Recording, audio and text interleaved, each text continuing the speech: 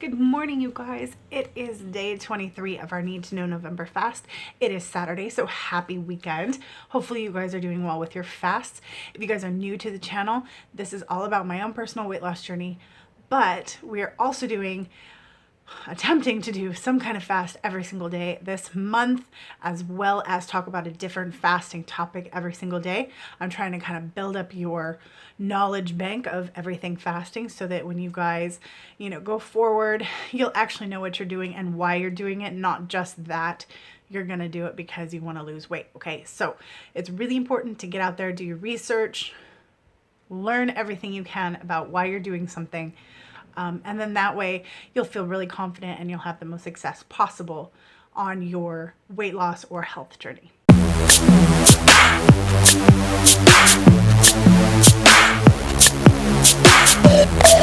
Let's go ahead and jump into today's topic, which is, what is a dry fast? So like I said, thank you guys for being here. What is a dry fast? Dry fasting, you might have heard, and a lot of people question it too, because it's something that's not really, I guess, common yet. It's becoming more popular, but it's still kind of relatively new, and a lot of people are very turned off by it. I know personally I was turned off by it when I first started fasting way back in February. Actually, one of the very first video I saw about fasting was about a dry fast, and a girl was doing a dry fast for 5 days. And I thought she was absolutely crazy, absolutely bonkers. Why in the world would you ever do that to your body? Which kind of led me down the rabbit hole of research, and I bring you someone who has fasted. This is actually my 16th month. This month is my 16th fast. So, yeah, the more you learn, the better off you are. And it definitely changed things, that first knowledge or that first glimpse of dry fasting. So quickly, what is dry fasting? Dry fasting, where water fast is water only, dry fasting is nothing. No water, nothing, no contact with water, depending on what type you do. So there's a soft dry fast, and there's a hard dry fast. Soft dry fast, you can wash your hands, you can take a shower, that type of thing. Hard dry fast, you have no contact whatsoever with water. No showers, no brushing your teeth, no washing your hands. Now, that sounds kind of gross, right? There are some people that I've known to do a dry fast, and they use like handy wipes or those little wet wipes to wash their hands. But other than that, no contact with water whatsoever. Now, the reason being that somebody would choose to do a dry fast is that it is said to have 3 times the benefits or effects as regular water fasting. Now, they can't really test that just because dry fasting is relatively new still, so I'm sure that they're into the research and study modes.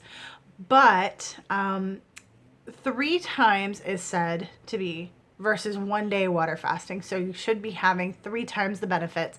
It's known to regulate blood sugar just like water fasting does. Your cravings go down, insulin resistance goes down, lower cholesterol. Sometimes when you do like a low carbohydrate diet, combine that with like intermittent fasting, sometimes if you go to the doctor, your cholesterol levels will be higher. Fasting and dry fasting will kind of balance those cholesterol levels. It's also said to lower inflammation because you're not even putting water in your body. So your body is forced to kind of break down and get rid of all those toxins and everything for energy. And I remember watching a video one time that he was talking about an injured animal. What does the injured animal do? It goes and it lays down. It doesn't eat. It doesn't drink. And slowly it starts to heal. It's kind of the same process. The other thing too I have personally heard was that it helps with loose skin because it breaks down all of the old proteins. Now, I have not experienced that personally. Other people claim it, so that one, your guess is as good as mine. if it's something that you choose to do, let me know if it works for your loose skin. Nothing has worked for mine. I have lost over 100 pounds and I cannot seem, I'm getting loose skin just about everywhere. So let me know if it works for you. I have done a couple of different dry fasts and nothing. Maybe I need to go longer. I don't know. Anyway, so the way that dry fasting works within your body is your body needs to, basically you do need water to survive, because you don't want to be dehydrated and just be, you know, skin and bones and whatever. So your body creates its own molecular water. And it's all very technical. It basically, there's two ways that I've heard it. Just simply that your fat cells contain water and it breaks down or metabolizes those fat cells to get the water. The other thing, it breaks down the fat cells to get the hydrogen to mix with the oxygen that we breathe in to make its own water.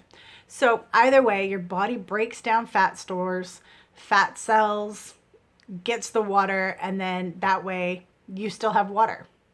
So you don't actually need to be drinking water. Now, a lot of people think that it sounds dangerous. A lot of people, you know, think that you're going to go into starvation mode, that you're going to be severely dehydrated. And the bottom line is that your body does make its own water. Technically, if you have fat reserves, you have water in your body. And so you don't need to. It's more of, in my personal opinion, it's more of a discomfort thing than it is anything. I have done a couple of dry fasts. You guys have heard me talk about them in other videos. I'm not a fan just because I love drinking water. However, it's a personal preference, really. It's what you feel comfortable with. A lot of the time people feel really uncomfortable not drinking water, and it's not going to be for everyone. I do personally believe that longer fasts need to be done with water. Dry fast should be shorter periods of time. And you're supposed to basically be completely rested when you are on a dry fast, so that your body isn't taxed with, you know, then having to not only deal without the nutrients coming in, but also having to break down the fats to get the water. And so you're putting a big stressor on your body. So you don't want to be doing, you know, heavy labor when you're doing a dry fast. You're not going to feel great. Okay, you're not going to, like with water fasting, your ketones get up and you get revved up. Whenever I do a water fast, my energy, and I'm just like, go, go, go, go, go. On a dry fast, your energy might be a lot lower, just because your body's working so much harder and you might be feeling a little bit more fatigued and headachy and stuff like that. So it's just something to know that when you do a dry fast, you may feel a bit more crappy than when you just do a water fast. And it's totally normal. But it's a personal preference. So if you guys feel like you want to give it a try, you can go for a hard or soft dry fast. You can do, you know, 12-hour dry fast or 24-hour dry fast. I tend to do 24 hours, then I'll drink a little bit of water and then go into another 24-hour dry fast. That's just a personal thing for me. It's something I look forward to, is getting that cup of water, you know, in between those dry fasts. Again, that's just my personal preference. You really got to find something that works for you. Each thing you do is going to have its own set of benefits. So I have talked about different kinds of fasting. You guys can go and check out those videos. And yeah, really it boils down to just experimenting and seeing what's right for you and your body and your journey and what you feel comfortable with. So as always, thank you guys for watching. If you have any questions, please leave them in the comments below and I will help you out. Hopefully you guys are doing well. We're going into our last Sunday of the month. So hopefully we can go next week really strong, finish the month strong, and then we're into our last month before the end of the year. So hopefully you guys are doing well. I will talk to you tomorrow for our day 24 and our next topic. Have a great weekend, you guys.